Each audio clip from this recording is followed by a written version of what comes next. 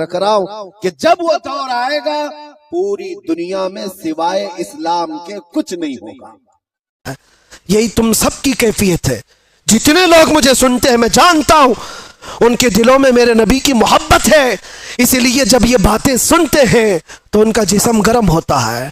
جس طرف تم گزرو گے خوشبوئیں تمہیں لوگوں کو یہ بتائیں گی کہ گزرنے والا مدینے کا غلام جا رہا ہے۔ نبی صلی اللہ تعالیٰ علیہ وسلم ارشاد فرماتے ہیں رب تعالیٰ نے مجھے ایسا رعب عطا کیا ہے کہ 500 میل دور بھی میرا دشمن ہو تو اس کے دل میں اللہ میرا خوف ڈالتا ہے۔ آج کی اس رات یہ طے کر کے اٹھو کہ جینا ہے تو میرے نبی کی مرضی کے مطابق جینا۔ السلام علیکم ورحمۃ اللہ وبرکاتہ۔ الحمد للہ وکفا وسلام علی حبیبہ المصطفى ما بعد فاعوذ باللہ من الشیطان الرجیم بسم اللہ الرحمن الرحیم قل یا عبادی الذین اسرفوا علی انفسهم لا تقنطوا من رحمت اللہ ان اللہ یغفر الذنوب جميعا صدق اللہ مولانا العظیم۔ بارگاہ رسالت میں آپ صلی اللہ علیہ وسلم میں درود پاک کا ہدیہ پیش کریں۔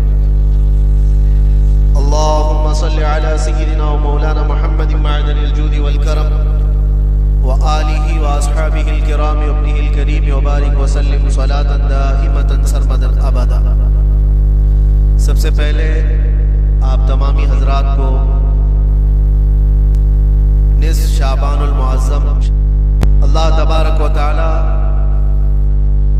اس شب کو ہم سب کے لیے خیر و برکت والی شب بنائے، اور آج کی یہ شب جیسا کہ آپ سب نے سنا بھی ہوگا ہمارے سال بھر کا حساب و کتاب آج بند ہوتا ہے اور نئے سال کی ابتدا آج کی رات سے ہوتی ہے۔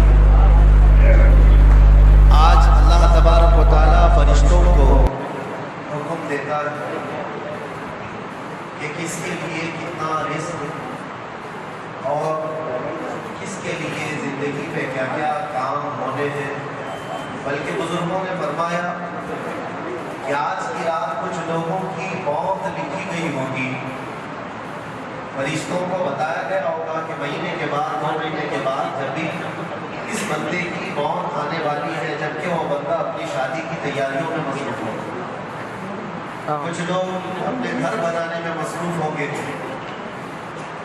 لیکن ہم میں سے کسی کو خبر نہیں کہ آج کی رات ہمارے متعلق کیا فیصلہ ہوگا۔ اسی لیے آج کی رات دعا کی رات ہے۔ اللہ تعالیٰ کی بارگاہ میں ہمیں آج نہایتی خشوع و خضوع ادب و احترام کے ساتھ اپنے آنے والے سال کے متعلق خیر و برکت کی دعا مانگنی چاہیے۔ خوش نصیب ہیں یہاں پر بیٹھے ہوئے وہ لوگ رات کے 12 بج رہے ہیں، ممبئی جیسے شہر میں نوجوانوں کی آج رات تو اکثر دیکھی جاتی ہے سیر سپاٹے میں گل گپاٹے میں گزر رہی ہوتی۔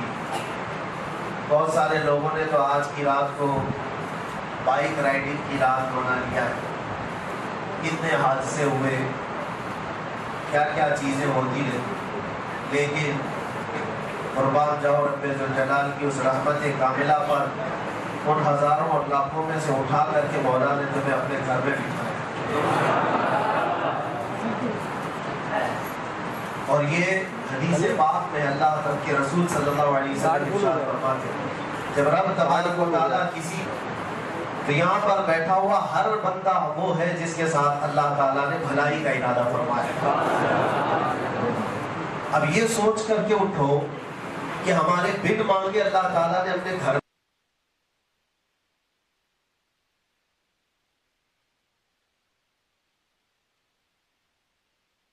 اسی لیے بزرگوں نے ایک دعا یہ بھی ہمیں بتائی تھی کہ ہمیشہ اللہ ایک دعا یہ کرنا، السلام یہ تمنا کرتے تھے کہ کاش ہم آخری نبی محمد رسول اللہ صلی اللہ علیہ وسلم کی امت میں پیدا کیے جاتے، جبکہ وہ نبی ہیں اور نبی ہو کر ان کی تمنا تھی کہ اس امت میں پیدا ہو، لیکن تم اللہ کی بارگاہ میں ہمیشہ یہ عرض کرنا کہ مولا میں نے تو مانگا نہیں تھا، بن مانگے تو نے مجھے اپنے نبی کی امت میں پیدا کیا۔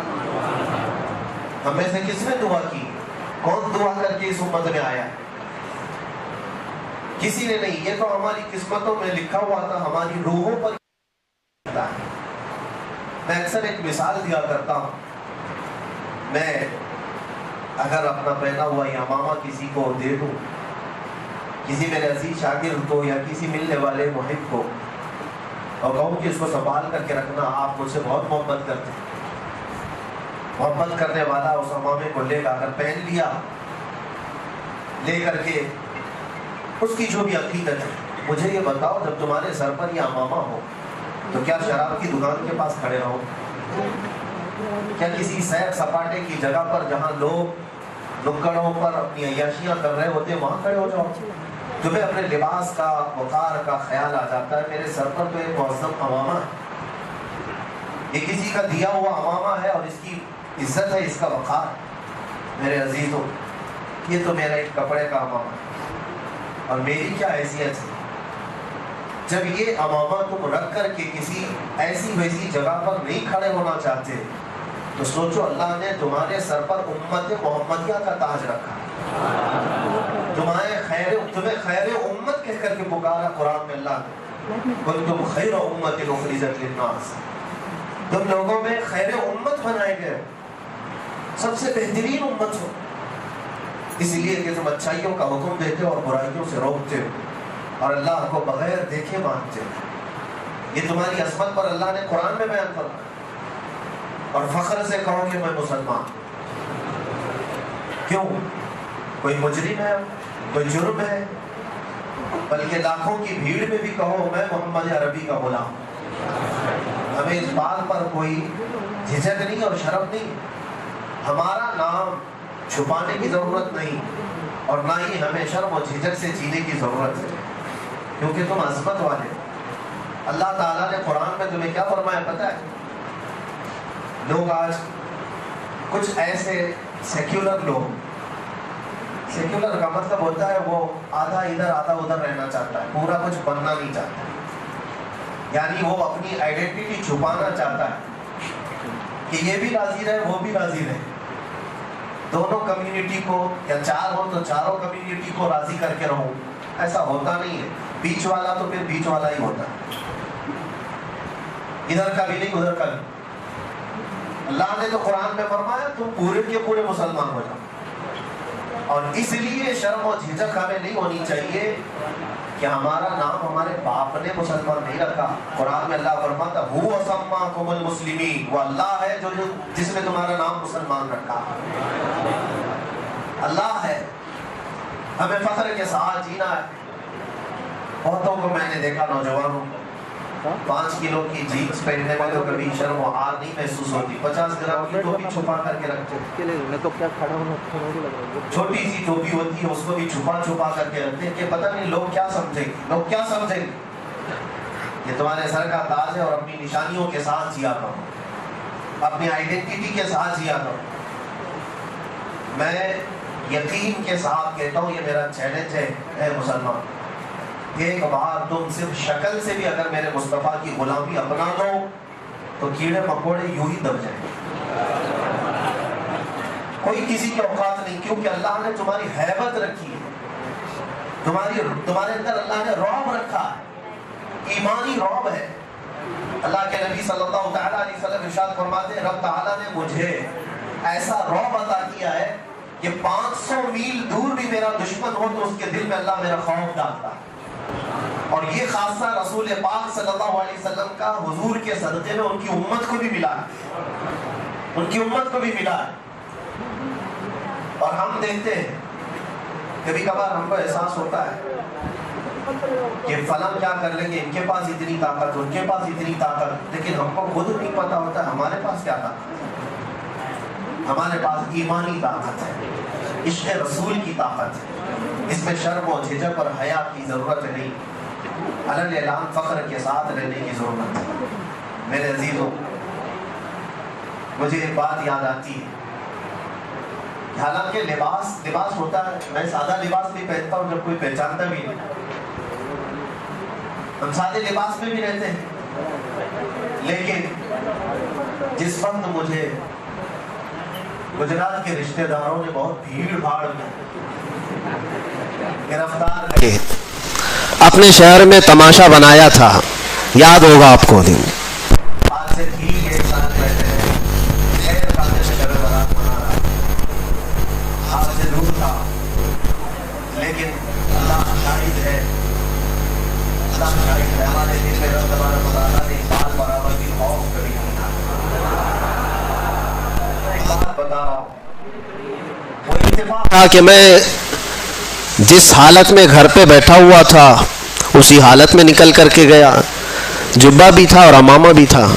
کسی جلسے سے واپس آیا ہوا تھا، اسی حالت میں گئے اور اسی حالت میں انہوں نے 3 دن تک کپڑے بھی نہیں بدلوائے. لیکن ہوا یہ کہ مجھے خود بھی احساس نہیں تھا آگے کتنے چل رہے ہیں، پیچھے کتنے چل رہے ہیں، دائیں کتنے چل رہے ہیں، بائیں کتنے چل رہے ہیں. ہمیں پتہ ہی نہیں تھا. ہم کو تو صرف اتنا ہی معلوم تھا کہ میرے ساتھ گنبد خضرا کا مکی ہے. ہمیں تو اتنا احساس تھا، خوف نہ رکھ رضا ذرا، تو ہے عبد مصطفیٰ، تیرے لیے امان ہے، تیرے لیے امان ہے. 1-2 پیشی کے بعد جانا آنا ہوا تو کچھ ہم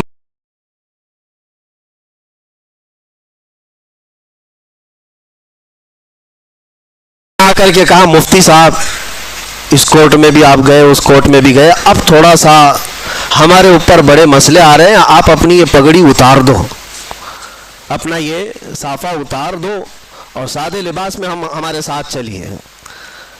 میں نے کہا سارا مسئلہ تو اسی پگڑی کا ہے، یہ اتر جائے تو پھر کیا مسئلہ ہے. اسی سنت مصطفیٰ کے تحفظ اور بقا کے لیے تو ہم لڑتے رہتے ہیں. وہ ناموس مصطفیٰ کا ایک حصہ ہے. رسول پاک کے اخلاق، رسول پاک کی سنتیں یہ ناموس مصطفیٰ کا حصہ ہے. ہم اس کو بچاتے رہیں گے. ہم نے کہا یہ ہم سے نہیں ہوگا. 2 صورت ہو سکتی ہے. ظلم کرنے پر اگر آپ آ جائیں تو پورے کپڑے بھی اتار سکتے ہو، آپ چاہے تو وہ کر سکتے ہو. یا اگر آپ ریکویسٹ کر رہے ہیں تو پھر ٹھیک ہے، ہم عدالت میں اس چیز کو پوچھ لیں گے جج صاحب سے کہ کیا یہ پہننا یہاں پر جرم ہے. اگر وہ کہہ دیتے ہیں تو ہم اتار دیں گے. انہوں نے کہا نہیں پوچھنے کی ضرورت نہیں، جیسا ہے ویسی پہنے رہیے. میرا لباس ہے. میں یہ مثال صرف اس لیے دے رہا ہوں میرے عزیزوں کہ ہمیں اپنی آئیڈینٹیٹی اور ہمیں اپنی شناخت چھپانے کی ضرورت کیا ہے. ارے شرم تو وہ کریں جو ننگے لوگ ہیں، شرم تو وہ کریں جو چھیترے پہن کر کے گھومتے ہیں. شرم اس کو کیا آئے جو اخلاق مصطفیٰ پر جا رہا ہو. میرے مصطفیٰ کریم صلی اللہ تعالیٰ علیہ وسلم جیسا اس دنیا میں نہ کوئی آیا ہے اور نہ آ سکتا ہے. اللہ کے نبی نے فرمایا بعثت لأتمم مکارم الاخلاق، میں تو اس لیے دنیا میں بھیجا گیا ہوں کہ تمہیں دنیا میں سب سے اعلیٰ اخلاق پر لے کر آؤں. اللہ کے نبی آئے کس لیے تھے؟ دنیا کو سب سے اعلیٰ اخلاق دینے کے لیے آئے. یہ امت سب سے اعلیٰ اخلاق پر آئے گی. بالکل اپنا منہ بند کر لیا اور سر جھکا کر میرے قریب آیا. میں اس کی حرکتیں دیکھنے لگا کہ یہ کیا کر رہا ہے، اور قریب سے قریب چلتے ہوئے آیا اور آ کر کے میرے تلوے چاٹنے لگا، میرے پاؤں چاٹنے لگا. اور اس کے بعد جیسے وفادار کتا دم ہلا کر اپنے مالک کی رہبری کرتا ہے یا اس کی خدمت کرتا ہے، دم ہلاتے ہلاتے مجھے اپنے پیچھے بلانے لگا. میں شیر کے پیچھے پیچھے چلتا رہا. یہ دیکھ رہا ہوں کہ پہلی بار ہے جنگل کا شیر ببر درندہ جو کسی انسان کے آگے چل رہا ہے اور اس کے پیچھے پیچھے یہ انسان چل رہا ہے. حضرت سفینہ کہتے میں تو راستہ گم اور بھٹکا ہوا جنگل میں تلاش کر رہا تھا اپنے راستے کو، اور یہ شیر اپنی دم ہلاتے ہوئے مجھے مدینے تک کا راستہ بتا کر گیا. ان کے جو ہم غلام تھے، خلق کے پیشوا رہے، پوری مخلوق کے پیشوا رہو گے. اور آپ کو پتا ہے میں چند مثالیں آپ کے سامنے رکھتا ہوں. آج وقت ہے میرے عزیزوں اپنی قدر کا اور اپنی حیثیت کو پہچاننے کا. اپنی ویلیو اگر تمہیں پتہ چل جائے تو تمہاری پیشانیاں ادھر ادھر نہیں جھکیں گی، کبھی تمہارا ہاتھ اس کے آگے نہیں جائے گا. تکلیفیں آئیں گی، مصیبتیں آئیں گی، لیکن اس کا حل بھی اللہ کریم کی بارگاہ سے ہی ہوگا۔ آپ کو بتاؤں ان کے جو ہم غلام تھے تو کیا تھا، ایک مرتبہ ایسا ہوا کہ مصر جب فتح ہوا، ایجپٹ جس کو کہتے ہیں، سنا ہوگا مصر کا نام۔ مصر جو ہے دنیا کا ایک بہت پرانا ملک جہاں تاریخیں وابستہ ہیں، فرعونوں کا ملک، پیرامڈز دیکھتے ہوں گے، اہرامات مصر، یہ سب مصر کی تاریخ ہے۔ مصر میں تاریخ کے اعتبار سے ایک بہت اہم چیز بھی ہے، دریائے نیل، نائل ریور اس کو کہا جاتا ہے۔ یہ دنیا کی سب سے لمبی نہروں میں یعنی دریاؤں میں سے ہے۔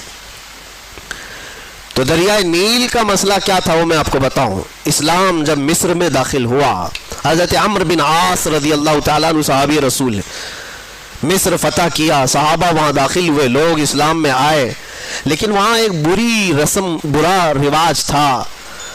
وہ کیا تھا، ایک پرمپرا لوگوں کی چلی ہوئی تھی جہالت کے زمانے میں کہ دریائے نیل ہر سال ایک موسم ایسا آتا تھا کہ وہ سوکھ جاتا تھا، پانی کم ہو جاتا تھا، اور ان کا عقیدہ یہ تھا مصریوں کا کہ اپنی 16-17 سال کی ایک جوان خوبصورت لڑکی کو دلہن بنا کر کے اس کا جلوس نکالتے اور دریائے نیل کے پاس لا کر کے اس کو ذبح کرتے اور اس کا خون دریائے نیل میں ڈالا جاتا، بلی چڑھانا جس کو کہتے، اور ایک لڑکی کو قربان کرتے تو پھر دریائے نیل کا پانی موجیں مارتا ہوا اوپر آ جاتا۔ یہ ہر سال ان کے ساتھ ہوتا تھا، ان کا عقیدہ بیٹھ گیا تھا کہ دریائے نیل کو ہر سال ایک بلی چڑھانی پڑتی ہے، ایک لڑکی کی قربانی دینی پڑتی۔ اب جب اسلام داخل ہوا تو اسلام اس چیز کی ہرگز اجازت نہیں دیتا، یہ ناجائز و حرام ہے۔ ایک قتل، اللہ تعالیٰ نے قرآن میں فرمایا نا حق کسی نے ایک کا قتل کیا تو اس نے پوری انسانیت کا قتل کیا ہے۔ حضرت عمرو بن عاص کے پاس لوگ آئے اور کہا کہ دریائے نیل سوکھ رہا ہے، پانی ختم ہونے کو ہے، کیا کیا جائے؟ آپ نے کہا تو اللہ کی مصلحت ہے، دریا سوکھے گا تو پانی بھی آ جائے گا۔ کہا نہیں، اس دریا کو ہر سال ایک جوان لڑکی کی قربانی دینی پڑتی ہے، تبھی وہ دریا پھر سے واپس پانی میں موجیں لاتا ہے۔ آپ نے کہا ایسے کیسے ہو سکتا ہے؟ کہا تاریخ ہے، سب یہی کہنے لگے، اور اس کے بعد پانی کی قلت ہوتی گئی تو حضرت عمرو بن عاص گھبرا گئے کہ وہ گورنر ہیں وہاں پر، اب نئے گورنر ہیں، انہیں پورا ملک سنبھالنا ہے، لوگ جب پانی کی شدید قلت کا احساس کریں گے تو پھر کیا ہوگا؟ تو حضرت عمرو بن عاص نے خط لکھا، کس کو؟ حضرت عمر بن خطاب رضی اللہ تعالیٰ عنہ، امیر المومنین، غلام مصطفیٰ، نبی کریم صلی اللہ علیہ وسلم کے اس سچے جانشین کو خط لکھا جب ان کا دور تھا۔ کہا کہ یہاں ایک ایسا مسئلہ ہے، دریائے نیل سوکھ جاتا ہے اور ہر سال یہ لوگ ایک 16-17 سال کی جوان لڑکی کی قربانی دیتے، پھر پانی موجیں مارتا ہوا اوپر آ جاتا ہے۔ اب اس سال کیا کیا جائے؟ ہماری حکومت ہے، اسلام آیا ہے امن و امان کے ساتھ۔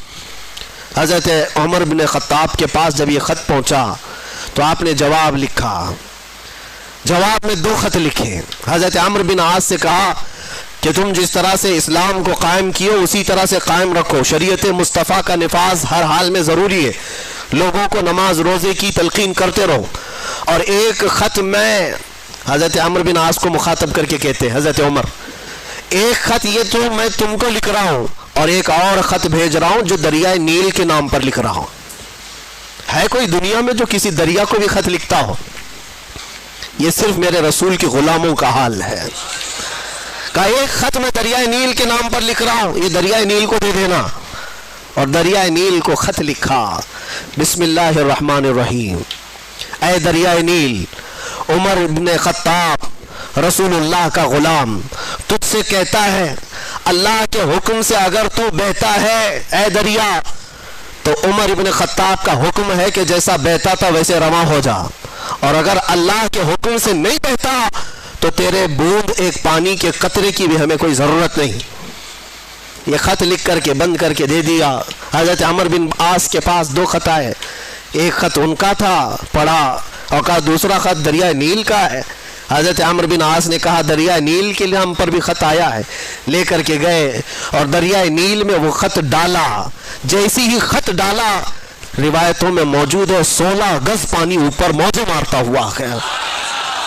ان کے جو ہم غلام تھے خلق کے پیشوا رہے، کون نہیں مانتا ان کے حکم کو؟ کون ہے جو ان کے حکم کے خلاف جائے؟ دریا ہے۔ اسی لیے شاعر نے کہا تھا میرے عزیزوں، حضرت سعد ابن ابی وقاص ایک اور صحابی ہیں، عشرہ مبشرہ میں سے، یہ عراق فتح کر کے داخل ہوئے تھے، 400 صحابہ ان کے ساتھ تھے۔ عراق کے بعد جب یہ آگے بڑھ رہے تھے، وہ مسلمان کیسے تھے جن کو اقبال نے کہا تھا تھمتا نہ تھا کسی سے سیل رواں ہمارا، باطل سے ڈرنے والے اے آسماں نہیں ہیں ہم، 100 بار کر چکا ہے تو امتحان ہمارا۔ یہ لوگ کہیں رکتے ہی نہیں تھے، ان کی کوئی سرحد ہی نہیں تھی۔ ایک علاقہ فتح ہو گیا تو بس کافی ہے نہیں، آگے بڑھنا ہے۔ حضرت سعد بن ابی وقاص جب عراق فتح کر چکے تو عراق سے متصل ایران بھی ہے، جس کو فارس کہا جاتا تھا پہلے۔ ایران اور عراق کے بیچ میں دریائے دجلہ ہے۔ اب جب عراق فتح ہو گیا، دریائے دجلہ ہے، دریائے فرات جو بھی دریا ہے اس کے بیچ میں، تو صحابہ نے کہا کہ ہم ادھر بھی جانا چاہتے ہیں، اس علاقے کو بھی فتح کریں، غلامی مصطفیٰ میں شامل کریں۔ جبکہ فارس کسرا کے پاور کے اندر میں تھا۔ کسرا اس وقت کے سپر پاور بادشاہ کا نام ہے، جیسے آج امریکہ، لوگوں کے دماغ کے حساب سے، ہمارے حساب سے نہیں، سپر پاور۔ میرے عزیزوں، سعد بن ابی وقاص سے جب صحابہ نے کہا ادھر جانا ہے، کہا بیچ میں دریا ہے، کیسے جائیں گے؟ حضرت سعد بن ابی وقاص نے کہا تم میرے ساتھ چلو گے؟ صحابہ نے کہا کیسے؟ ادھر ایرانی فوج نے جتنے برج تھے دریا کے اوپر پار کرنے والے سب توڑ ڈالے تھے، جو لکڑیوں کے تھے وہ جلا ڈالے تھے، سب ختم کر ڈالے تھے، کیونکہ انہیں ڈر تھا یہ محمد عربی کے غلام ہیں، رکتے کہیں نہیں ہیں، یہ اگر ادھر سے ادھر کراس کر کے آ گئے تو ہماری بھی خیر نہیں، سب توڑ ڈالے۔ اس کے بعد وہ ایرانی فوج کی تاریخ بھی موجود ہے، تاریخ طبری میں۔ وہ لوگ دیکھتے رہے تماشا کہ یہ 400 لوگ کیا کر پائیں گے دریائے بیچ میں۔ حضرت سعد بن ابی وقاص نے اپنے صحابہ سے کہا چلو، سب نے پوچھا نہیں کیسے جانا ہے، اپنے قائد، اپنے جو لیڈر تھے حضرت سعد بن ابی وقاص سپہ سالار، ان کے پیچھے چل پڑے۔ پھر کسی نے پوچھا کس راستے سے جا رہے؟ سعد بن ابی وقاص نے کہا دریا سے جائیں گے۔ اور کیسے جائیں گے؟ گھوڑوں پر بیٹھے ہوئے ہیں، دریا سے جانے کی بات کرتے ہیں، کیا تمہارا گھوڑا اتنی چھلانگ لگائے گا کہ اس دریا کو کراس کر جائے گا؟ سعد بن ابی وقاص نے کہا کوئی چھلانگ لگانے والا گھوڑا نہیں، چل کر کے ہی جائے گا۔ یہ تاریخ میں پہلی بار ہو رہا ہے۔ سعد بن ابی وقاص نے کہا میرے پیچھے چلو۔ صحابہ نے سب اپنے اپنے گھوڑے ان کے ساتھ لگا دی۔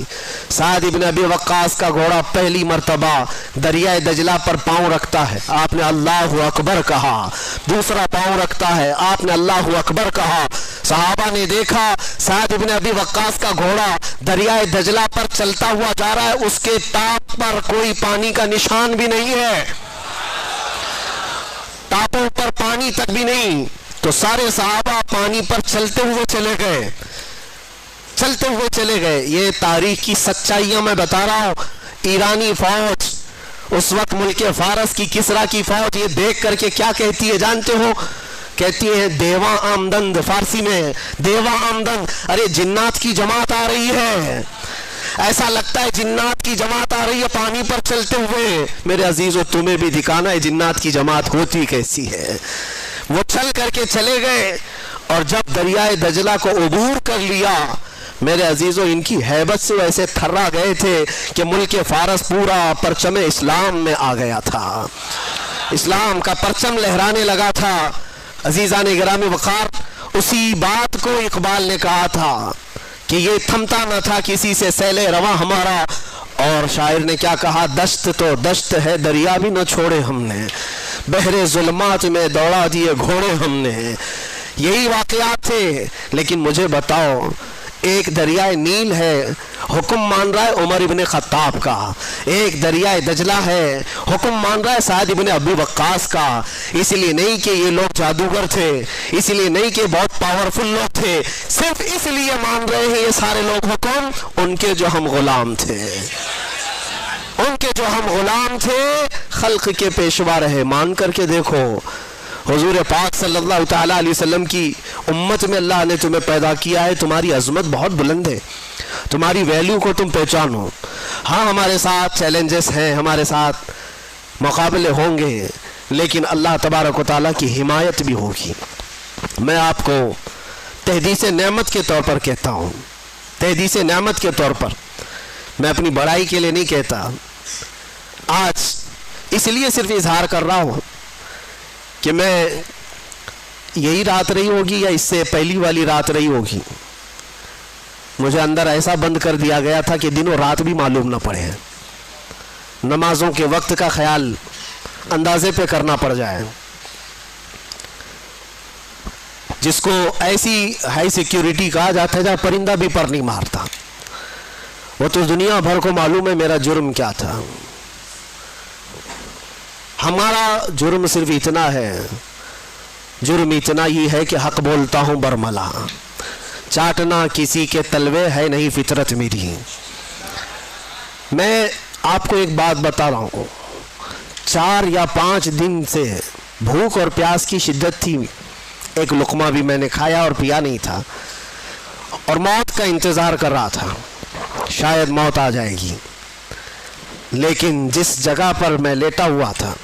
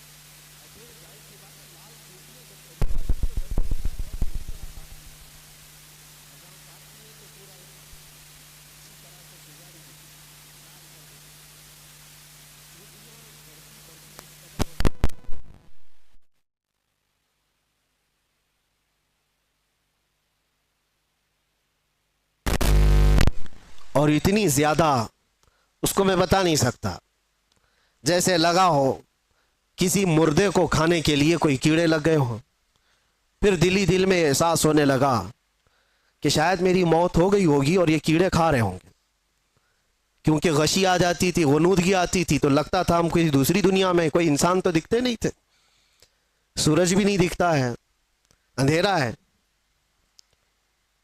3 سے 4 گھنٹے اس طرح سے لیٹے رہے، چونٹیاں ادھر کاٹیں گی ادھر کاٹیں گی، گردن پہ آ گئی، چہرے پہ آ گئی، جسم میں آ گئی۔ ظاہر سی بات ہے لگ تو رہا تھا، افطاری کا وقت قریب تھا۔ اب اس کے آگے کے معاملات جو میرے ساتھ ہوئے وہ میں ایکسپلین نہیں کر سکتا، لیکن اتنا بتانا چاہتا ہوں، طاقت آئی، جس نے بھی اٹھایا مجھے، کون تھا، کس نے اٹھایا، اللہ ہی بہتر جانے۔ جب اٹھ کر کے دیکھا بستر پر ساری چونٹیاں پڑی ہوئی ہیں، چل رہی ہیں، رینگ رہی ہیں جسم پر، اور میرے رب کریم کا احسان ایسے ان 50 نہیں 1000 چونٹیوں میں سے ایک چونٹی نے بھی کاٹا نہیں تھا۔ وہ اس لیے نہیں کہ میں کوئی پاورفل آدمی یا میں کوئی پرہیزگار، میں کوئی اللہ کا ولی نہیں، میں اس کا کوئی دعویٰ نہیں کرتا، کوئی دعویٰ نہیں کرتا۔ میری طاقت بھی اتنی نہیں تھی کہ چونٹیوں کو نکال کر الگ کیا جائے، لیکن اور یہ بھی نہیں ہے کہ کبھی کاٹی نہیں، کاٹتی ہیں، ابھی بھی کاٹیں گی، ابھی اگر ہاتھ پہ رکھ دیں تو کاٹ لیں گے، پہلے بھی کاٹی ہیں، مچھر بھی کاٹے ہیں، ایسے ہم ہیں نہیں کہ ہم کو نہیں کاٹتے، کاٹتے ہیں۔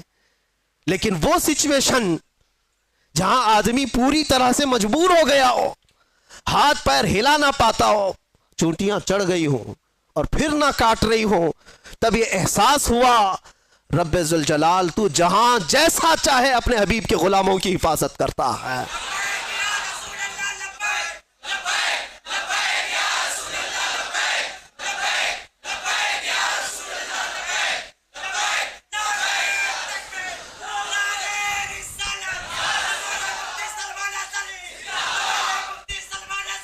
آپ کو مجھے وہ حدیث یاد آئی جب صحابہ اکرام رضوان اللہ تعالیٰ علیہ مجمعین کی ایک جماعت کو اللہ کے نبی صلی اللہ تعالیٰ علیہ وسلم نے تبلیغ کے لیے بھیجا تھا۔ 70 صحابہ اکرام میں جب وہ تبلیغ کے لیے گئے تھے، کفار و مشرکین نے دھوکے سے ان سارے صحابہ کو شہید کر ڈالا تھا، سارے صحابہ کو شہید کر دیا تھا، اور 3 بچ گئے تھے۔ 3 میں سے وہ صحابہ کو قید کر لیا تھا اور قیدی ایسا بنایا تھا کہ 24 گھنٹے ان کی نگرانی پر بیٹھے رہتے تھے، زنجیروں سے باندھ کر کے صحابہ کو۔ اس کے بعد ہوا یہ کہ اس میں ایک صحابی حضرت زید بن دسنہ رضی اللہ تعالیٰ عنہ، ان کو ان ظالموں نے نہایت ہی بے دردی کے ساتھ ان کے ہاتھ کی انگلیاں، ان کے پیر کی انگلیاں، ان کے ہونٹ، ان کے کان، ان کے ناک سب کاٹ کر کے شہید کیا تھا۔ ایک غلام مصطفیٰ کو نہایت ہی دردناک انداز میں شہید کیا، اور اس کے بعد ان کی لاش کو لٹکا کر کے رکھا ایک کھمبے سے اور پہرا لگا دیا کہ ان کی لاش کو کوئی لے کر کے نہ جا سکے، کوئی لے کر کے نہ جا سکے۔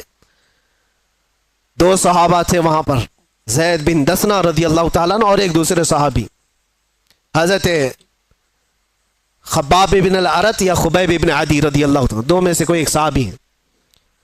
اللہ کے نبی صلی اللہ علیہ وسلم مدینہ طیبہ میں بیٹھے ہیں، حضور پاک صلی اللہ علیہ وسلم نے فرمایا ظالموں نے میرے غلاموں کو شہید کیا ہے میرے غلاموں میں سے کوئی جو بچے ہوئے میرے ان صحابہ کی لاشوں کو لے کر کے آئے میرے پاس۔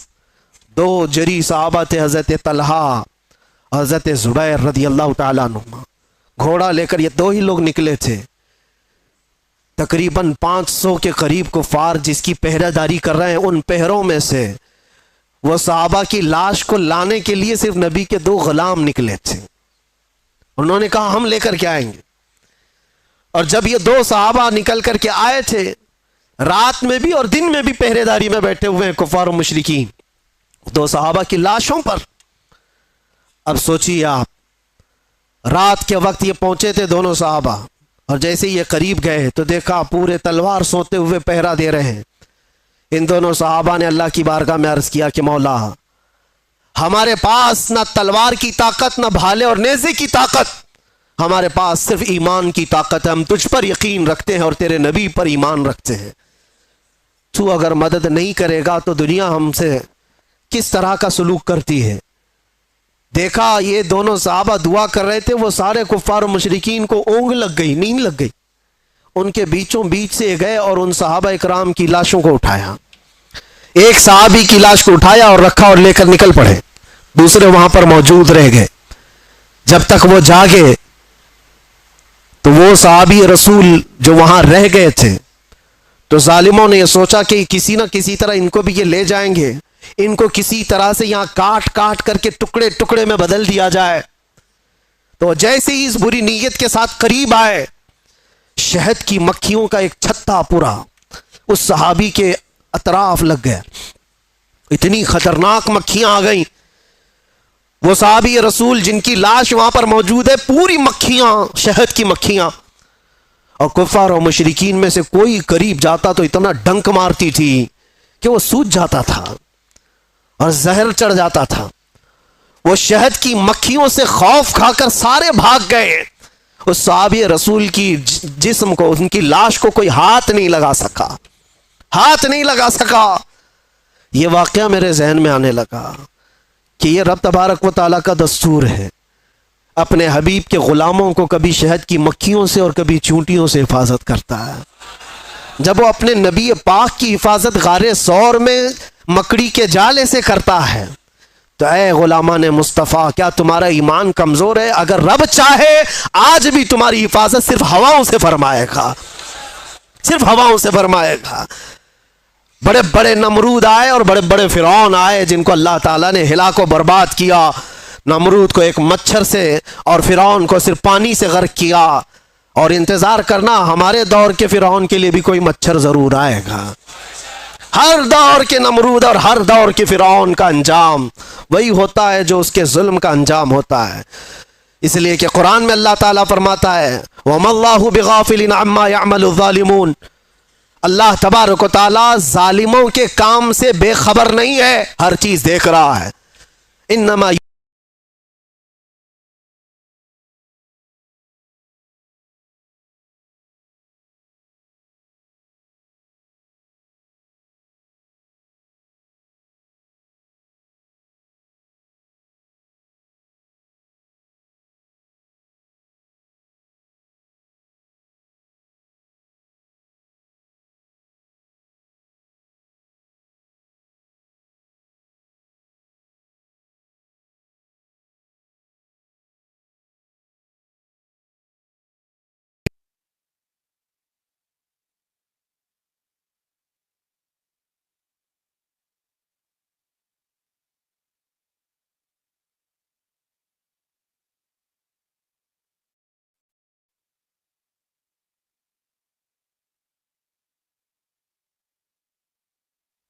میرے عزیزو، صحابہ اکرام رضوان اللہ تعالی علیہ مجمعین جو حضور کے غلام ہی تو تھے، اور اس کے بعد انہوں نے پوری دنیا کو دکھایا ہے۔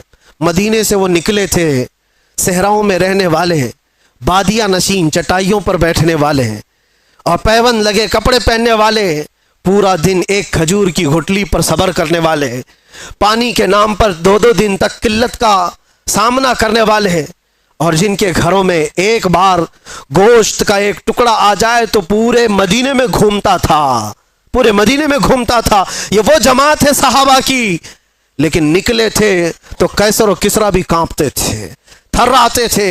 جانتے ہو روم اس وقت کا پاورفل ملک تھا، دوسرا پاورفل ہے یہ قیصر جس کو کہتے، اس زمانے کی 2 سپر پاور طاقتیں قیصر و کسریٰ، یعنی پرشین ایمپائر اور رومن ایمپائر۔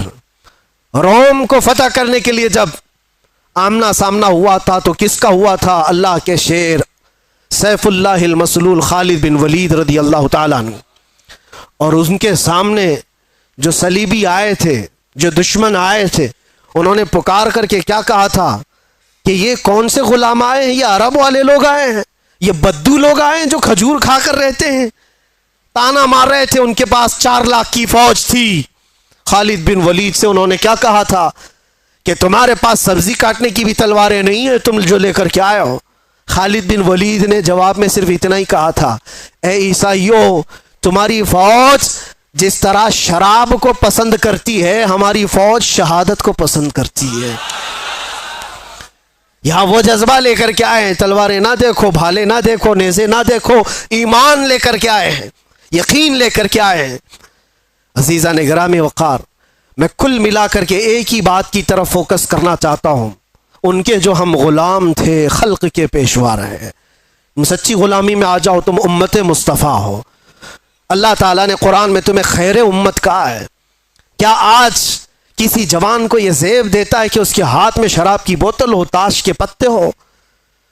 اس کی جوانی کیا اس کام کے لیے بنائی گئی ہے کہ وہ جوان لڑکیوں کی عزت کو تار تار کرتا رہے، صرف اپنی خواہشات کے لیے، اپنی نفسانی تکمیل کے لیے وہ عورتوں کے پیچھے رہے، لڑکیوں کے پیچھے بھاگتا رہے؟ نہیں نوجوان، تجھے اللہ تبارک و تعالیٰ نے محمد عربی کا شیر بنایا، ساری دنیا تیرے قدموں میں ہے، ساری طاقت اللہ تعالیٰ تیری طرف پھیر دے گا، شرط یہ ہے کہ تو حضور کی بات کر کے دیکھ۔ آج حیرت ہوتی ہے، میں تم میں سے ہی ایک آدمی ہوں، آپ میں سے ہی ایک آدمی ہوں، میرے سر پر کوئی پر نہیں لگے ہیں، اور نہ ہی میں آسمان سے اترا ہوا، نہ زمین سے نکلا ہوا، لیکن جس طرف جائے لوگ اپنی آنکھیں پلکیں بچھاتے ہیں، عزتوں کی مالائیں، ہزاروں کے بھیڑ میں آج جہاں جاتے ہیں، کبھی کبھار اپنے گریبان میں جھانک کر کے دیکھتا ہوں کون سی ایسی خصوصیت آ گئی جو لوگ دیکھنا چاہتے ہیں۔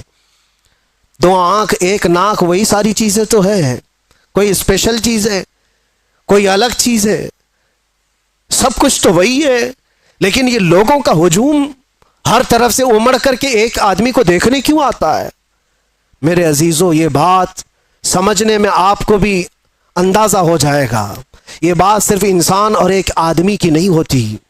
محبتیں دلوں میں ڈالنا یہ انسان کے کمال کا کام نہیں ہے، یہ اللہ رب العزت کے فضل سے ہوتا ہے۔ وہ جب چاہتا ہے تو پورے انسانوں کا دل ایک طرف پھیر دیتا ہے، اور کس کے لیے پھیرتا ہے؟ وہ دیکھو، ان کے جو ہم غلام تھے، خلق کے پیشوا رہے۔ ہمیں آج یہ احساس ہے، آج لوگ جو پل کے بچھاتے ہیں یا عزت کرتے ہیں تو وہ اس لیے نہیں کرتے کہ تمہارا لباس اچھا ہے، یا تم بڑے خاندان کے ہو، یا تم کسی سیاسی پارٹی کے نیتا ہو، 4 پیسے ہمارے لیے بھی کام کر جاؤ گے۔ نہیں، دور دراز بیٹھے ہوئے لوگ، میرے عزیزو، میں آپ کو کیا بتاؤں، امریکہ میں رہنے والے کئی ایسے خاندان ہیں جن کو میں جانتا ہوں، ہم یہاں اندر موجود ہیں، وہ 3 مہینے سے اللہ کی بارگاہ میں نظر کے روزے رکھ رہے تھے، وہ عورتیں بھی، وہ بوڑھی خواتین بھی، وہ بچے بھی، جن کو ہم نے کبھی دیکھا نہیں، کبھی ملاقات نہیں کیا، 7 سمندر پار بیٹھ کر کے ایک فقیر، ایک نبی پاک کے غلام کے لیے اگر کوئی دعائیں کرتا ہے اور اپنے دل میں محبت محسوس کرتا ہے تو یہ ڈالا کس نے اور کیوں ڈالا؟ یہ 2 پوائنٹ ہے۔ ڈالا ہے رب ذوالجلال نے، اور کیوں ڈالا؟ صرف اس لیے جب تک بکے نہ تھے تو کوئی پوچھتا نہ تھا، یا رسول اللہ تم نے خرید کر ہمیں انمول کر دیا۔ بات صرف اتنی ہے، ان کی بات کرو، ہر دل پہ ان کی بات کرو۔ حضور پاک صلی اللہ تعالی علیہ وسلم کی بات، آج میں ایک بات یہ بھی بتاؤں، عجیب بات ہے کہ میں آپ کو ایک تفریح قلب کے لیے بتا رہا ہوں، اکثر ایسا میرے ساتھ ہوتا رہتا ہے۔ میں ٹیکسی میں بیٹھا ہوا تھا، مکہ مکرمہ کی بات ہے، باہر کہیں جا رہے تھے، جو بیٹھا ہوا آدمی تھا، میں تو نارمل لباس میں، اکثر سادے لباس میں، تو انہوں نے پوچھا چلاتے چلاتے، کہا کہ بھائی صاحب آپ کی شکل مفتی سلمان اظہری سے ملتی جلتی ہے۔ میں نے کہا کون ہے وہ؟ انہوں نے کہا نہیں جانتے ہو آپ کہاں سے ہو؟ ہندوستان سے ہو؟ نہیں جانتے ہو آپ؟ میں نے کہا نہیں، بتاؤ تو کون ہے؟ پھر وہ بتانے لگا، ایسے ہیں ویسے ہیں، بڑے ہیں، عالم ہیں، وہ ہیں، تعریف۔ میں نے کہا بھائی وہ تو بھڑکاؤ مولانا تو نہیں آپ بول رہے ہو، ان کی بات کر رہے ہو؟ وہ غصے میں آ گیا، تل ملایا، کہا توبہ کرو نہیں تو ٹیکسی سے اتر جاؤ۔ میں نے کہا بات کیا ہے؟ کہا کہ کیوں ایک عالم کی تم توہین کرتے ہو، آپ کیوں ایسا بولتے ہو ان کو؟ میں نے کہا وہی نا جو جیل گئے تھے ابھی۔ انہوں نے کہا ہاں گئے تو تھے۔ تو کہا پھر اسی لیے میں ڈرتا ہوں ایسے مولانا لوگوں سے۔ میں نے کہا میں ڈرتا ہوں ایسے لوگوں سے۔ تو بیچارہ ٹیکسی سائیڈ میں لگا دیا اور کہا تم اتر جاؤ بھائی، میں ایسے آدمی کو نہیں بٹھاتا، میں نہیں بٹھاتا، آپ ادھر جاؤ، آپ توہین کرتے ہو علماء کی۔ میں نے کہا چلو معاف کرو، یہ ٹاپک چھوڑ دو، دوسری بات کرو۔ پھر وہ یوٹیوب کھول کر کے دکھانے لگا، یہ دیکھو، یہ سنو، حق بات کہا ہے، ظالموں نے پکڑا ہے، فلاں فلاں، ساری چیزیں بیان، خاموشی سے سنتے رہے۔ میں یہ بات کیوں کہہ رہا ہوں آپ کو؟ کوئی لطیفہ نہیں ہے، مجھے ریئلائز ہوا، احساس ہوا۔ بعد میں اترنے سے پہلے اس نے کہا کہ بھائی ایک بات میں آپ کو بتاتا ہوں، یہ مولانا کی تقریر میں سنتا ہوں، میں ہوں اہل حدیث جماعت سے، لیکن یہ مولانا بریلوی مکتب فکر سے ہے، لیکن بات کرتا ہے محمد الرسول اللہ کی، اور یہاں آ کر کے ہم کچھ نہیں دیکھتے، ہم تو اپنی جان بھی قربان کرتے ہیں۔ ہم اتر آئے، اس دن یہ احساس ہوا، اس نام پر اللہ نے اتنی طاقت رکھی ہے، ہر انسان نام محمد پر جمع ہوتا ہے، ہر مسلمان آ جاتا ہے۔ عزیزان گرامی وقار، وہ ایک نقطہ ایسا ہے ناموس رسالت کا، جہاں پر لوگوں کے جذبات ہیں، لوگوں کی عقیدتیں ہیں۔ مجھے آج اس ٹاپک پر بات نہیں کرنا ہے کہ کون کس مکتبہ فکر سے اور کیا تھا، لیکن ہم نے یہ محسوس کیا ہے، دنیا کے چپے چپے اور کونے کونے سے اگر لوگوں کے دلوں میں ہمارے لیے کوئی جذبہ موجود ہے تو وہ ہماری زبان کا کمال نہیں، یہ نسبت مصطفیٰ کا کمال ہے، رسول کریم صلی اللہ تعالی علیہ وسلم کے قدموں کا کمال ہے۔ اسی لیے عمر ابن خطاب رضی اللہ تعالیٰ عنہ نے سچ کہا تھا۔ جانتے ہو جب بیت المقدس فتح ہو گیا تھا، حضرت عمر فاروق رضی اللہ تعالیٰ عنہ بیت المقدس جا رہے تھے، وہاں لوگ انہیں پہچانتے بھی نہیں تھے۔ ابو عبیدہ بن جراح ایک صحابی وہاں پہلے سے موجود تھے، وہاں کے عیسائیوں یہودیوں سب کو بتایا تھا کہ امیر المومنین آ رہے ہیں مدینے سے، امیر المومنین آ رہے ہیں مدینے سے۔ سب لوگ دیکھنے کے لیے باہر کھڑے ہو گئے تھے، لیکن امیر المومنین کس شان سے آ رہے ہیں؟ وہ اپنے ایک غلام کو لے کر اپنے گھوڑے کے ساتھ جا رہے ہیں۔ کیا کمال کی عدالت ہے عمر فاروق کی، اپنے غلام سے مدینے سے ہی طے کر کے چل رہے ہیں، 1 میل میں گھوڑے پر بیٹھوں گا تو چلے گا، اور 1 میل تو بیٹھے گا اور میں چلوں گا۔ پورا سفر آقا اور غلام ایسے چلتے رہے، کبھی حضرت عمر رسی پکڑ کر چلتے، کبھی وہ غلام رسی پکڑ کر چلتا تھا۔ اور اتفاق ایسا کہ بیت المقدس جب قریب آیا، لوگ وہاں استقبال کے لیے کھڑے ہیں، اور گھوڑے پر بیٹھنے کی باری غلام کی تھی۔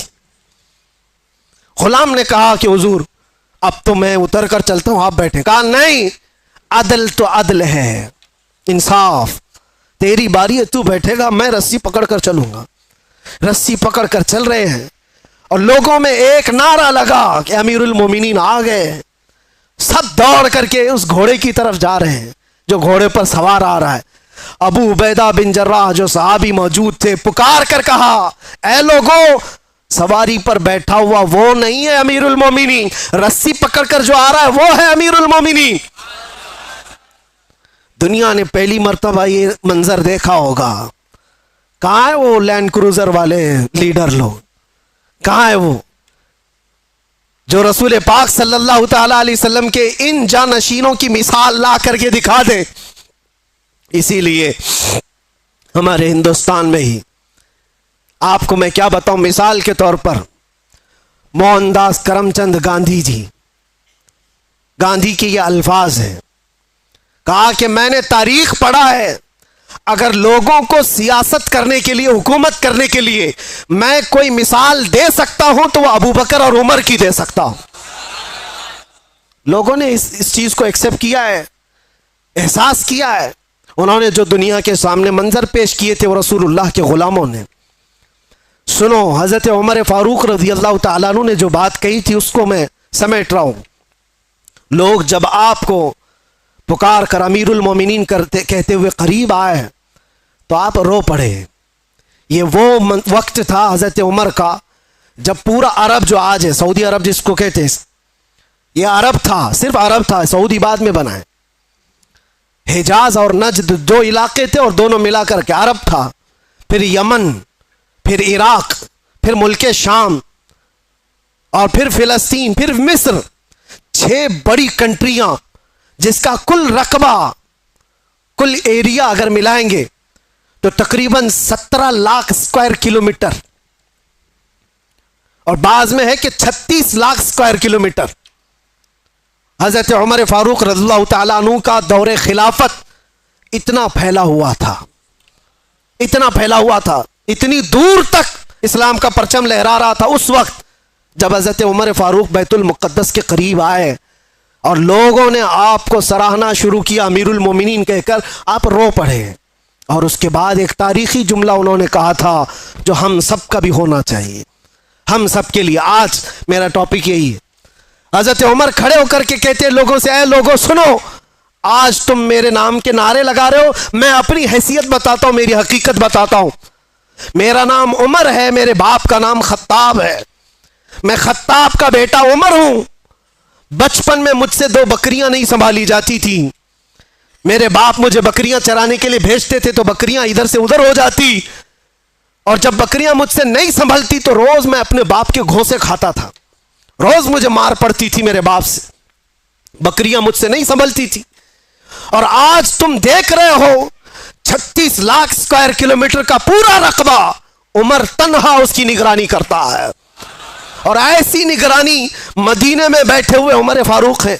मुल्के शाम का एक वाकया मैं आपको बता रहा हूं। मुल्के शाम, मदीने से हजारों किलोमीटर दूर, मुल्के शाम में बैठी हुई एक खातून रात को अपनी बेटी से कहती है, दूध में पानी मिला करके बेचो तो थोड़ा ज्यादा हो जाएगा। बेटी कहती, अम्मा उमर इब्ने खत्ताब का दौर है। कहां है? मदीने में बैठे हुए, और लोगों के अंदर अदल और इंसाफ करने की चाह हजारों मील दूर पर भी है। तो हजरत उमर उस दिन ऐलान करते हैं, आज जो बचपन में 2 बकरियों को नहीं संभाल सकता था, 36 लाख स्क्वायर किलोमीटर को तन्हा चलाता है, वो इसलिए नहीं कि खत्ताब का बेटा उमर है, इसलिए चलाता है कि मोहम्मदुर रसूलुल्लाह का गुलाम उमर है। उनके जो हम गुलाम थे, खल्क के पेशवा रहे। कुल मिलाकर के एक ही नुक्ता है, हमें करनी है शहींशाह है बतहा की रजा जोई, वो अपने हो गए तो रहमत परवरदिगार अपनी। अगर हुजूर हमारे हो गए तो फिर बचा क्या है? इसीलिए सहाबा क्या कहते थे पता है? सारे जख्म खाते थे, मुसीबतें उठाते थे, और फिर मुस्कुरा करके हुजूर से कहते थे, हर सितम हर मुसीबत गवारा है, या रसूल अल्लाह एक बार तुम कह दो कि तू हमारा है। तुझसे तुझी को मांग कर मांग ली सारी कायनात। सहाबा इकराम भी बड़े अक्ल के साथ, बड़े इश्क के साथ मांगते थे। حضور پاک صلی اللہ تعالیٰ علیہ وسلم جب کسی صحابی سے کہتے کچھ چاہیے، کچھ مانگنا ہے، تو ان کا سلیقہ بھی تو دیکھو میرے عزیزوں. تمہیں اگر آپشن دے دیا جائے تو جلدی سے کیا مانگو گے؟ ہر ایک کے اپنے مسئلے ہیں، ہر ایک کے مسئلے. جو جس مسئلے میں الجھا ہوا ہے وہی مانگ لے گا. ارے نوکری نہیں لگتی، 2 سال سے بھٹک رہا ہوں، نوکری مل جائے. کسی کو چھوکری نہیں ملتی، وہ مانگ رہا ہے. یا جو چاہیے وہ نہیں ملتی، وہ مانگ رہا ہے. اسی میں ساری دنیا تمہاری، سارے عقل اسی کے اندر، دنیا مانگنے کے لیے. اور 4 دن کی عیاشی، اس کے بعد پھر پرانی ہو جاتی ہے. جس چیز کی بیس دنیاوی محبت پر ہوتی ہے، یاد رکھنا وہ بہت جلدی پرانی ہوتی ہے، اس سے محبت بھی قائم نہیں رہ پاتی. اور جس چیز کی ابتدا اللہ کی رضا پر ہوتی ہے وہ دنیا میں بھی سلامت رہتی ہے، آخرت میں بھی سلامت رہتی ہے، وہ اللہ محفوظ رکھتا ہے. اور صحابہ کیا مانگتے تھے؟ ایک صحابی رات کو حضور صلی اللہ علیہ وسلم کی بارگاہ میں تہجد کے وقت وضو کرا رہے ہیں. حضور نے خوش ہو کر کے پوچھا کہ کچھ مانگنا ہے تمہیں، کچھ چاہیے؟ آپ سوچو، مالک جنت جب یہ پوچھ رہا ہو کچھ چاہیے تمہیں، کچھ مانگنا ہے. صحابی رسول نے کیا کہا؟ یا رسول اللہ، اتنا چاہتا ہوں کہ جنت میں آپ کا ہم نشین بن جاؤں. آپ چاہیے بس، آپ کا ساتھ، آپ ہوں بس میرے لیے. حضور نے فرمایا وضو کرتے ہوئے، اب غیر ذالک، اس کے علاوہ بھی کچھ اور چاہیے؟ یہ کون کہتا ہے؟ جو پہلا دے چکا ہو تبھی دوسرا پوچھتا ہے. مرشد گرامی حضور تاج الشریعہ رحمت اللہ علیہ نے اسی لیے فرمایا، نبی مختار کل ہیں، جسے جو چاہے بھری جنت ہبا کر دیں. نبی مختار کل ہیں، جسے جو چاہے عطا کر. ارے وہ رسول پاک صلی اللہ تعالیٰ علیہ وسلم کی بارگاہ میں سچ کہا ہے میرے مرشد نے، وہ دم میں جو چاہے، جسے چاہے فرما روا کر دیں. حضور پاک صلی اللہ تعالیٰ علیہ وسلم کی بارگاہ کے متعلق یہ کہا. سنو، حضور نے دوسری بار کہا کچھ اور چاہیے. اس صحابی نے اب یہ سوچنا تھا کہ ایک چیز تو مانگا اور حضور نے دیا ہوگا، اب دوسرا بھی کچھ مانگ لوں، دوسرا کچھ اور، ماں باپ، رشتہ دار، بیوی، بچے، ان کے لیے بھی کچھ مانگ لوں. نہیں، وہ صحابی ہیں. انہوں نے کہا یا رسول اللہ، دوسری بار آپ آپشن دے رہے، پھر میں یہ چاہتا ہوں کہ جنت میں آپ کا ساتھ چاہیے. حضور نے فرمایا اب غیر ذالک، اس کے علاوہ اور بھی کچھ چاہیے؟ یہاں دینے پر وہ نبی مختار اپنی جھولیاں پھیلائے ہوئے ہیں، لب واہ ہیں، آنکھیں ہیں بند، پھیلی ہیں جھولیاں، کتنے مزے کی بھیک تیرے پاک در کی ہے. مانگیں گے مانگے جائیں گے، منہ مانگی پائیں گے. سرکار میں نہ لا ہے نہ حاجت اگر کی ہے. شعر سمجھ میں آیا؟ یہ اعلیٰ حضرت کا شعر ہے. مانگیں گے مانگے جائیں گے، منہ مانگی پائیں گے. جتنا مانگو گے سب پاؤ گے. سرکار میں نہ لا ہے نہ حاجت اگر کی ہے. اس کا مطلب کیا ہے؟ لا کا مطلب عربی میں نہیں، نہیں، میں نہیں دوں گا، اس کو کیا کہتے؟ لا. لا حضور کی عادت ہے ہی نہیں لا کہنا. کبھی حضور لا نہیں کہتے، نہیں دوں گا، یہ نہیں دوں گا.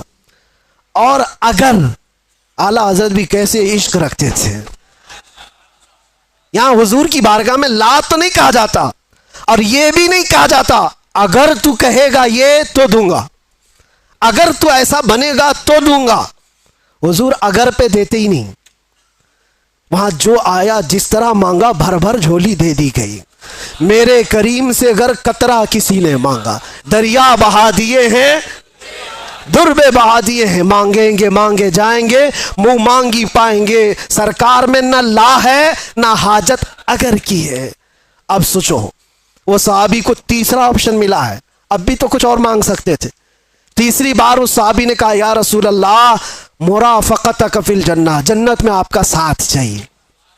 کیونکہ وہ صحابی جانتے ہیں تجھ سے تجھی کو مانگ کر مانگ لی ساری کائنات. اگر حضور کو مانگ لیا ہے، حضور کا ساتھ مانگ لیا تو ساری چیزیں تو اللہ یوں ہی دے دے گا، صدقے میں سب آ جائیں گی. یہ مانگنا وہ مانگنا فلاں مانگنا کیا ضرورت ہے؟ نبی جب کسی کا ہو جائے تو پھر کائنات اس کی ہے. نبی مختار کل ہے.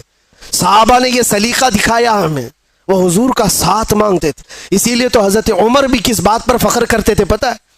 نبی پاک صلی اللہ علیہ وسلم نے ایک مجلس میں قبر کے حالات سنائے کہ جب کسی کو دفن کر کے چلے جاتے تو دو فرشتے آتے، منکر نکیر، نیلی آنکھوں والے، کالے چہرے والے، جھنجھوڑ کر سوال کرتے تیرا رب کون ہے، تیرا دین کیا ہے، اور حضور کو دکھا کر پوچھتے ان کے بارے میں کیا کہتا تھا.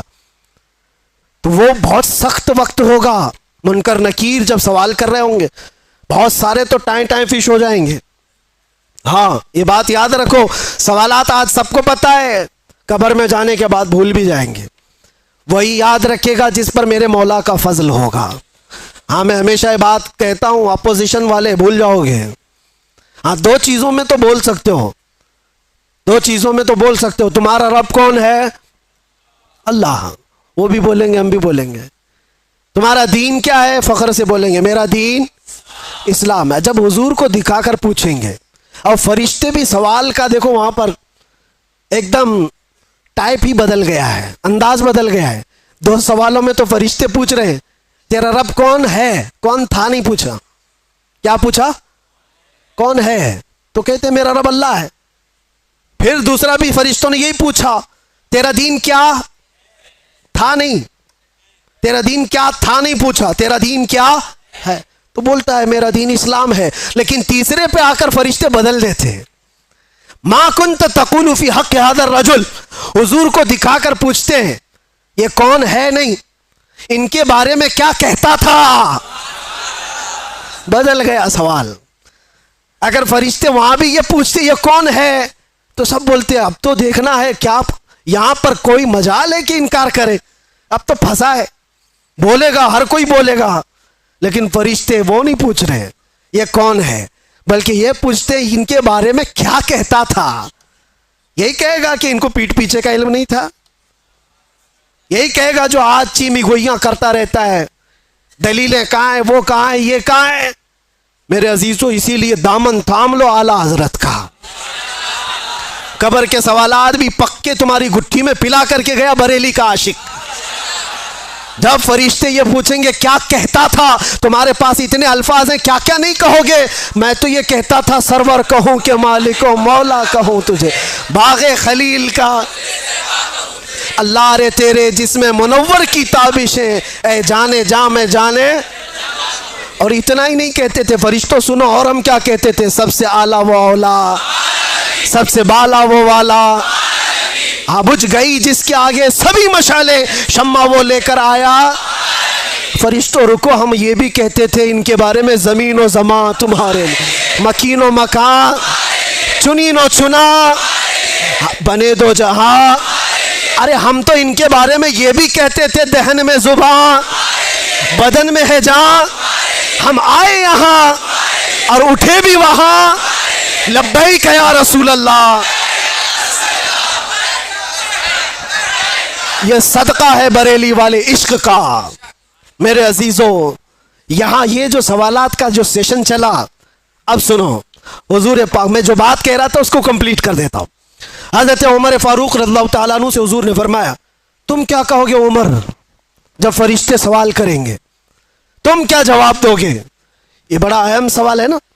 حضرت عمر کہتے ہیں یہ تو بڑا سخت مسئلہ ہوگا 3 سوالوں کا جواب دینا. لیکن وہ پوچھتے ہیں یا رسول اللہ پہلے آپ مجھے یہ بتائیں کہ آج جو میں آپ سے محبت کرتا ہوں، میرے مرنے کے بعد قبر میں بھی یہ محبت سلامت رہے گی؟ کیسا سوال ہے. حضرت عمر نے حضور سے پوچھا، میرے آقا نے فرمایا ہاں عمر، دنیا والوں کی محبت موت تک ختم ہو جاتی ہے، مجھ سے جو محبت کرتا ہے وہ حشر تک بھی باقی رہتی ہے. تب حضرت عمر نے جھوم کر کے کہا یا رسول اللہ قبر میں اگر آپ کی محبت ساتھ ہے تو پھر یہ معاملہ میرے اوپر چھوڑ دے، میں خود نپٹ لوں گا. تو تم جو ہو رسول اللہ. صحابہ کا ایک نعرہ تھا یا رسول اللہ کل مصیبت بعدک جلل، اے اللہ کے نبی اگر آپ ہیں تو پھر ہر مصیبت چھوٹی ہے، ہر مصیبت چھوٹی ہے.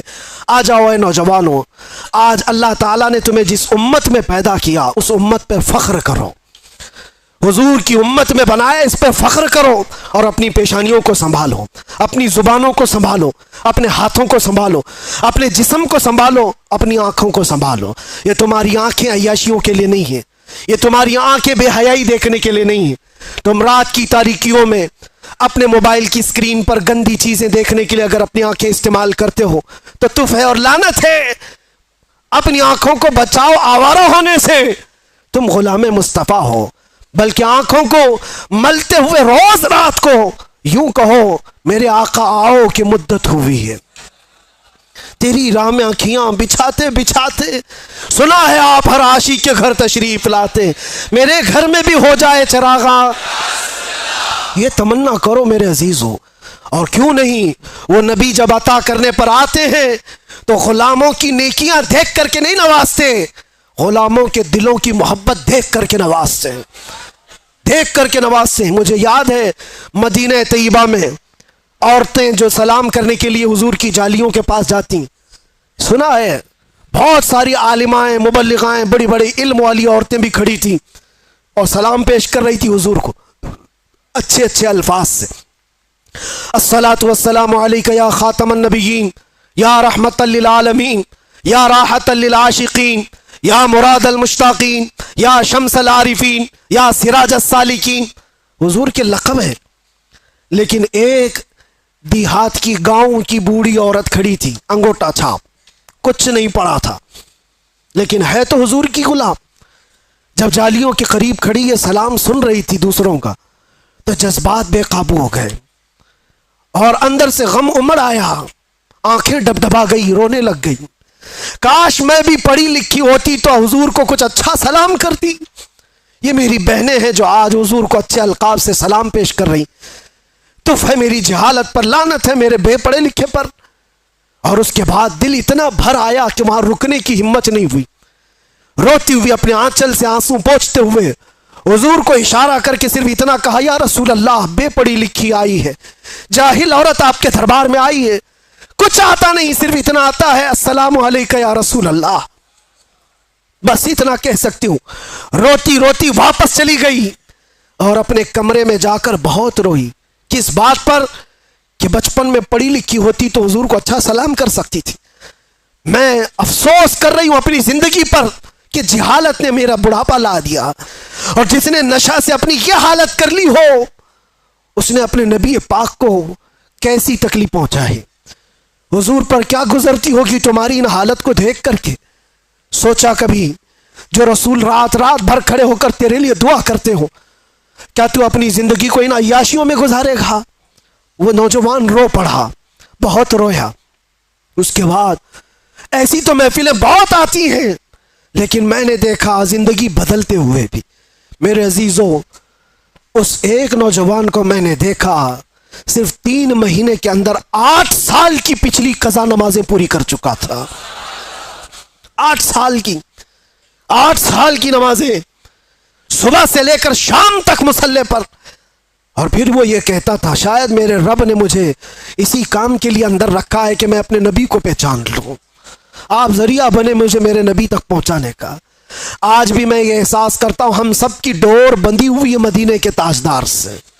मैं उसी डोर को पकड़ना चाहता हूं जो हजारों नौजवान मुझे सुनना चाहते हैं। मैं जानता हूं वो इसलिए कि इनकी नसें मुझसे नहीं जुड़ी हैं, आमिना के लाल से जुड़ी हुई है। हम उनकी बात करते हैं तो इनकी रग फड़कने लगती है।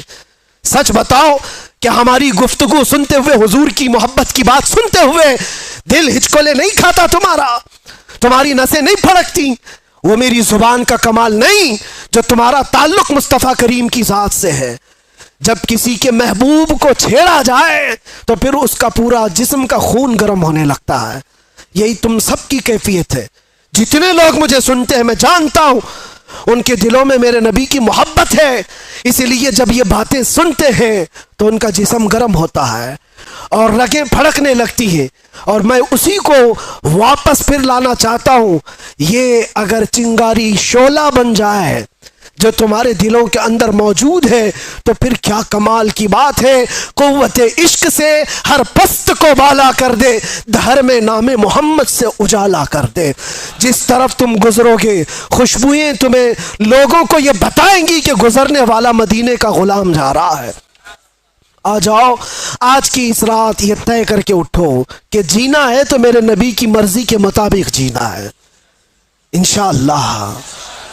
اور جتنی بے حیائیاں اور برائیاں ہم سے یا ہمارے دوستوں سے سرزد ہوئی ان کو دور کرائیں گے اور ماحول میں لے آئیں۔ جتنی زندگی بچی ہے جانا ہے نا حضور کو منہ دکھانے کے لیے، قبر میں حضور کا دیدار کرنا ہے کہ نہیں کرنا ہے؟ ارے سج صبر کر کے ہم بھی ایک دن جائیں گے۔ آج قبرستان والوں کو دیکھ کر کے آئے، زیارت کر کے آئے، وہ اپنی قبروں میں ہوں گے، ہو سکتا ہے کچھ گناہوں کی وجہ سے کچھ لوگ سزا پا رہے ہوں، لیکن آج ہم رحمت الہی سے امید یہ کرتے مولا ان سب کی قبروں پر آج رحم و کرم کی بارشیں فرمائے۔ اور سب سے بڑی بات یہ ہے کہ آج رب تبارک و تعالی ان کی قبروں میں جلوہ رسول عطا فرمائے، اور ہماری بھی قبروں میں ہوگا انشاءاللہ، ہوگا انشاءاللہ۔ اسی لیے ہم کو ہمارے گھر والے سجا کر کے بھیجتے ہیں، اچھے کپڑے پہنا کر بھیجتے ہیں، صاف سفید لباس کفن کا، عطر بھی لگاتے ہیں، سرما بھی لگاتے ہیں، پھول بھی چڑھاتے ہیں، جیسے دولہے کو سجاتے ہیں۔ مردے کو کیوں سجا رہے ہیں؟ وہ قبر میں جا رہا ہے، مٹی میں جا رہا ہے، لیکن بزرگوں نے فرمایا اس لیے سجاتے ہیں کہ وہ اپنے نبی کو دیکھنے جا رہا ہے، حضور کی زیارت کرنے جا رہا ہے، جانا ہے حضور کو چہرہ دکھانا ہے، تو وہ چہرہ بنا تو لو جلدی سے، اور جب جاؤ تو فرشتے جس وقت اٹھائیں گے تو ہم انتظار ہی کر رہے ہوں گے، ہم انتظار ہی کر رہے ہوں گے کہ نبی پاک صلی اللہ تعالی علیہ وسلم تشریف لا رہے ہوں گے۔ اور بعض لوگوں کی قبروں کا حال تو یہ بتایا گیا، اللہ اکبر، اللہ ہمیں ان قبروں میں بنائے کہ بزرگوں نے فرمایا بعض مومنین کی قبروں کا حال تو یہ ہے منکر نکیر بعد میں آئیں گے، پہلے رسول اللہ پہنچ چکے ہوں گے۔ اور پھر وہی مومن یہ کہہ سکتا ہے جب فرشتے اس کو پوچھ رہے ہوں بتا ان کے بارے میں کیا کہتا تھا، وہ تو پہلے سے آئے ہوئے ہیں، پھر فرشتے پوچھیں گے تو یہی تو کہے گا وہ مومن، اب تو پائے ناز سے اے فرشتوں کیوں اٹھوں، ارے مر کے پہنچا ہوں یہاں اس دلربا کے واسطے۔ وآخر دعوانا ان الحمدللہ رب العالمین، لبیک